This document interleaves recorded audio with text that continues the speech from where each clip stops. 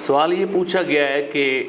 बाज़ारी टैक्स की अगर जानवर को ख़रीदते वक्त कुर्बानी के लिए रसीद अदा न की जाए तो क्या ऐसे जानवर की कुर्बानी दुरुस्त होगी। तो उसका जवाब ये है कि अगर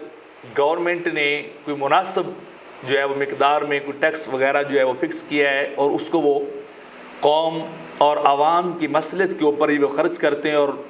उन ताजरों और व्यापारियों के लिए आसानियाँ पैदा करने के लिए या सहूलियात को पैदा करने के लिए अगर वो सर्फ करते हैं तो इंसान को खुशी के साथ टैक्स को देना चाहिए, अदा ज़रूर करना चाहिए। लेकिन अगर कोई शख्स चोर बाज़ारी करता है और अपने कुर्बानी के जानवर को ख़रीद कर वो बाज़ारी टैक्स को अदा नहीं करता बल्कि वो जो है वो छुप छुप के निकल जाता है या बाहर जाके मंडी के अंदर मिलते हैं वहाँ तय करते हैं लेकिन लेन देन जाके बाहर कर लेते हैं ताकि टैक्स वगैरह से बच जाएं, तो अगर कोई ऐसा करता है तो ऐसा करने से उसके जानवर की जो है कुर्बानी के ऊपर असर नहीं पड़ेगा, कुर्बानी जो है उसकी फिर भी हो जाएगी, लेकिन ऐसे कामों से इंसान को बचना चाहिए।